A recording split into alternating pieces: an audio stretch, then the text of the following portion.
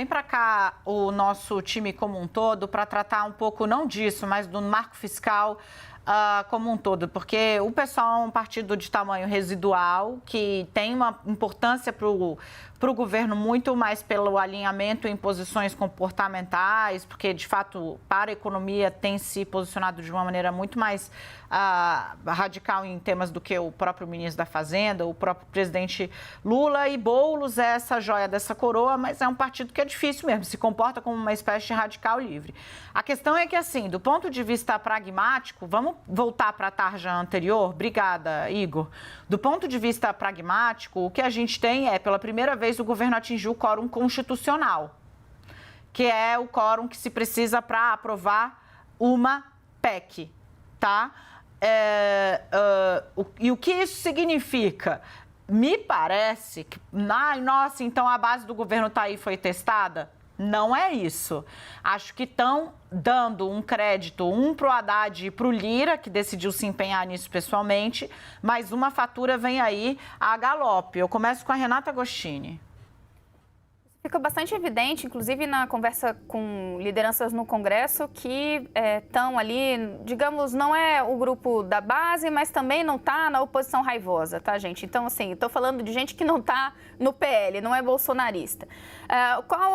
O que eles avaliam?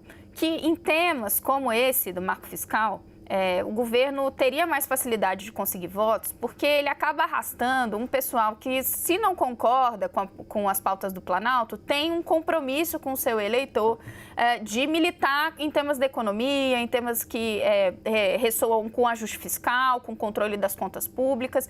E daí, quando se fala em onde está o mérito, há um mérito para o ministro da Fazenda, Fernando Haddad, porque conseguiu costurar e levou bastante bordoada do seu próprio partido por conta disso, costurar um texto que chegou ao Congresso mais palatável. Então, houve sim ajustes por parte do relator, mas Fernando Haddad mesmo deu ali no final o aval para que esses novos incrementos que foram colocados por Cajado, eles fossem então publicados daquela forma.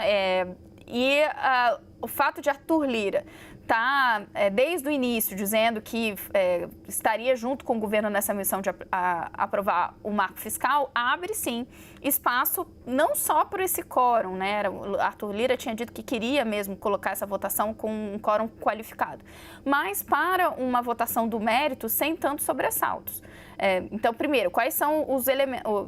Em resumo, quais são os elementos aí? Um texto que já foi para o Congresso mais palatável, uma maleabilidade do governo para conversar ali com o relator e operar esses ajustes, e um tema que mesmo desafetos do Palácio do Planalto já diziam que não viam espaço para embarrear.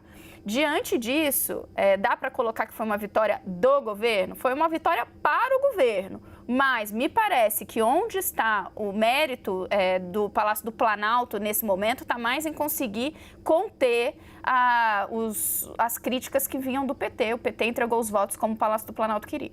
Ô, Yuri, falando ainda sobre isso, né, a grande questão aí é...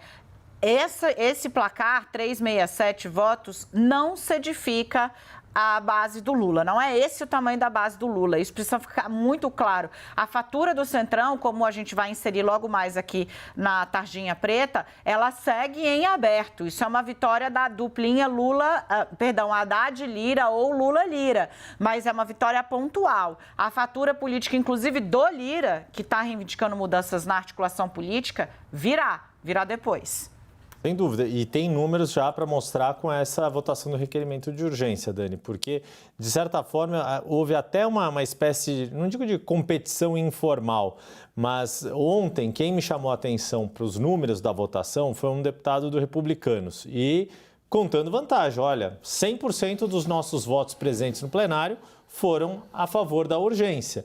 O que significa isso? O Republicano está longe de ser um partido da base do governo. É um partido que se coloca de forma independente e era um dos 3 partidos que deu sustentação à chapa eleitoral do ex-presidente Jair Bolsonaro. Mas, neste momento, para cobrar fatura, é um partido que se coloca, olha, outros partidos que têm ministério no governo não entregaram 100% dos seus votos presentes. MDB, 92%. É um volume alto, mas não é 100%. PSD entregou, estou pegando a tabelinha aqui para consultar, 95%. Também um volume alto, mas não é todo mundo, porque são partidos que naturalmente têm opositores ao governo que vão seguir como oposição durante todos os 4 anos deste mandato que está em curso. Mas que existe aí uma espécie, um outro cenário. Esta votação não é uma votação para se computar base do governo, mas é uma votação, sim, para se cobrar fatura do governo depois, porque sabem que é o grande projeto do governo neste momento, a depender do que vai acontecer com o cronograma da reforma tributária.